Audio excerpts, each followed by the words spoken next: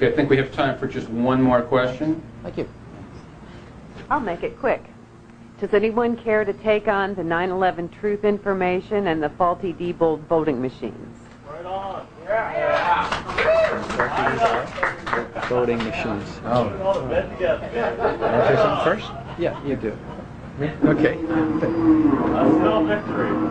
I just don't know how to get around the voting machine thing. I know there's several good people actually pursuing that very vigorously, and you know, it hardly needs to be said how important that is. I just hope that we do better this time around than last time around. On the 9/11 thing, you know, these are important issues. There are a lot of unanswered questions. And they're unanswered because this administration will not answer the questions. It's that simple, all right? Now, I'm the last to cast aspersions on so-called conspiracy theorists, you know? I applaud these people. I respect them. I think they need to pursue answers to these questions. I'm old enough, see the gray in my hair, to have been around for John Kennedy's assassination and to have taken the word of the Warren Commission on faith. No longer will I ever criticize people who try to get answers to questions that are available. Now, is there a cover-up? Yes, there is a cover-up. The question is, what's being covered up? Now, perhaps you have had to work in the federal bureaucracy to realize the unlimited potential for screwing up. There are incredible mistakes made, and so the most charitable explanation of 9/11 is gross negligence, gross malfeasance. The president was warned, he didn't know what to do, so he did nothing. Condoleezza Rice was just not the right person for that job. That's the charitable explanation. There are other explanations around, and with each observance of what these folks, especially Cheney and others, are capable of. I mean, just think about it. The President of the United States going to the Congress, the American people saying, you know, we have to be able to torture people. And we've come a long way, haven't we?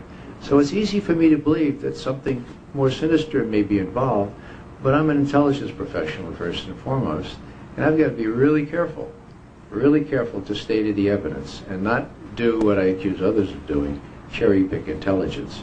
So for every new theory that comes out, there are 2 or 3 more unanswered questions.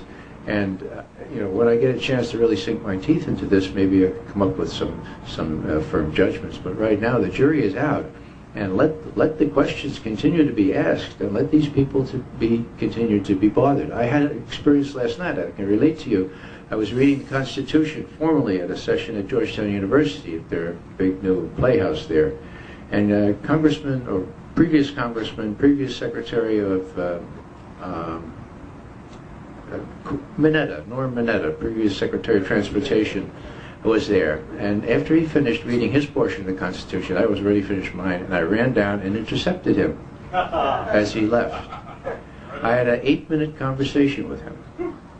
I asked him, in effect, why do you think the Vice President let that plane, or whatever it was, hit the Pentagon?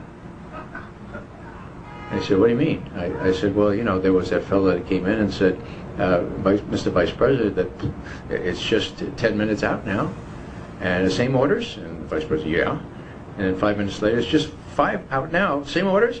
Yeah, did I change the orders? 5 minutes later, something hits the Pentagon. I said, well, how do you figure that out? How do you figure that, Secretary Mineta? And he starts talking about the plane in Pennsylvania. I couldn't figure out whether he's completely out of it or whether he just doesn't want to answer the questions. But there was a one-on-one opportunity to pursue a decent answer to a question. Mineta was there. He heard the Vice President do this. He identified this young man as a civilian, scared civilian, and he corroborated what he testified to publicly, and which did not find its way into the 9/11 Commission report, namely that Cheney said these things during that time. So there's unanswered questions right away, and there was a person who could have at least given me a cogent answer as to what he thought, and he was failed to do so.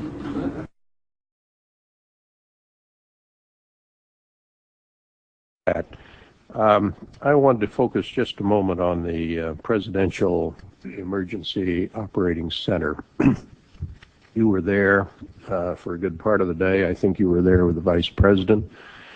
And we had that order given, I think it was by the President, that authorized the shooting down of commercial aircraft that were suspected to be controlled by terrorists.